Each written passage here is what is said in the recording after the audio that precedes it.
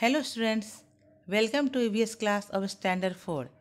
Today we are going to learn chapter 5, Anita and the Honey Bees.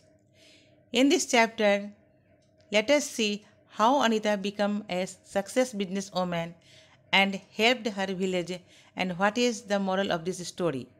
इस story में हम लोग देखेंगे कि अनीता कैसे एक सफल बिजनेस वुमेन बनी और गांव के लोगों को उसने क्या हेल्प किया और इस स्टोरी से हमें क्या मॉडल मिलती है। मुजफ्फरपुर जिले के बोचहा गांव के निर्धन परिवार में जन्मी अनीता कुशवाहा ने मधुमक्खी पालन का व्यवसाय कर गरीबी दूर करने का प्रयास किया। मधुमक्खी पालन से अपनी स्कूली पढ़ाई और घर का खर्च चलाने वाली इस लड़की को लोग बी गर्ल के नाम से भी जानने लगे। इस स्टोरी में बताया गया है कि कई परेशानियों के बावजूद अनीता जैसी लड़कियां कैसे सफलता की ऊंची उड़ान भर सकती है। अनीता को बचपन से ही पढ़ने का बहुत शौक था। उसकी माँ उसको बकरी चराने भेजती थी, लेकिन वह बकरी को खूंटे से बांधकर पास के स्कूल में चली जाती थी। इस तरह वह पढ़ना लिखना सीख गई।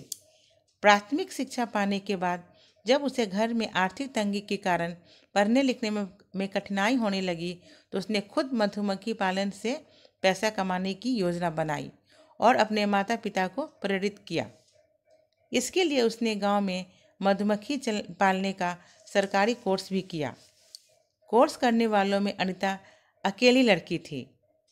ट्रेनिंग के दौरान ही अनीता को पता चला कि अक्टूबर से दिसंबर तक का जो समय होता है वह मधुमक्खी पालने का सबसे अच्छा समय होता है, लेकिन उसके पास अपना खुद का बिजनेस स्टार्ट करने के लिए पैसे नहीं थे, तो उसने बच्चों को पढ़ाना शुरू किया। इससे जो पैसे मिलते थे उससे अनीता ने मधुमक्खी पालने के लिए 2 बॉक्स खरीदे। इसके अलावा बी हाइव साफ करने के लिए मेडिसिन तथा सिरप बनाने के लिए शुगर भी खरीदे। उसने अपना पहले एक छोटा बिजनेस शुरू किया मधुमक्खी पालन का, लेकिन उसने पढ़ाई नहीं छोड़ी और वह रेगुलर कॉलेज भी जाती थी। इस काम में उसके पेरेंट्स भी हेल्प करते थे। दिसंबर आते आते अनीता के पास इतनी सारी मधुमक्खियां हो गई कि 2 बॉक्स कम हो गए। फिर अनीता ने अपनी आमदनी से 2 बॉक्स और खरीदे। हर बिजनेस की तरह यह बिजनेस भी अनीता के लिए आसान नहीं था। फरवरी आते आते लीची पर फ्लावर आ गया, तो फिर अनीता ने अपने 4 बॉक्स लीची के बगीचे में रख दिया और उसे हर बॉक्स से 12 केजी हनी मिला।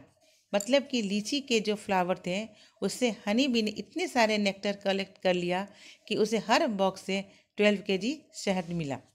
इस तरह उसे 4 बॉक्स से 48 केजी शहद मिला। फिर उस हनी को अनीता ने मार्केट में सेल की। पहली बार अनीता को उसकी फर्स्ट अर्निंग मिली, यानी कि उसे पहली बार अपने बिजनेस से पैसे मिले। अब अनीता के पास 20 बॉक्स हो गए। तो बच्चों आप कैलकुलेट कीजिए, जब एक बॉक्स में 12 केजी हनी मिलता है तो 20 बॉक्स से कितनी हनी मिलेगी। अब अनीता के पास काफ़ी शहद हो गई, जिसको अनीता सेल करती और उससे पैसे मिलते। धीरे धीरे अनीता की बिजनेस चलने लगी और लोग उससे पहचानने लगे। अब अनीता का सपना होलसेलर बनने का था, ताकि वह अधिक मात्रा में शहद कलेक्ट कर डिफरेंट शॉपकीपर को दे सके, जिससे वह और लोगों को भी हनी सेल करने में मदद कर सके। तब अनीता 35 रुपीज़ पर केजी में हनी सेल करती थी।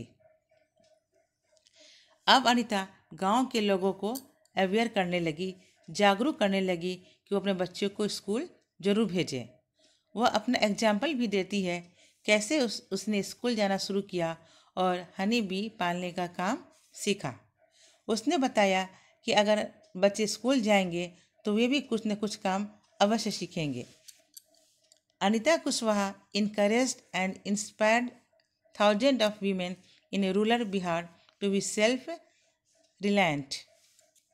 अनीता आज महिला सशक्तिकरण की एक मिसाल है।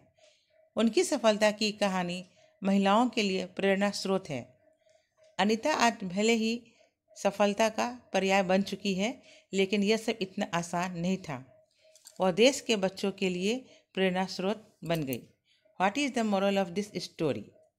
इस कहानी का मुख्य उद्देश्य छोटे छोटे बच्चों को सच्ची स्टोरी से परिचित कराते हुए शिक्षा के महत्व के बारे में बताना है। Thank you.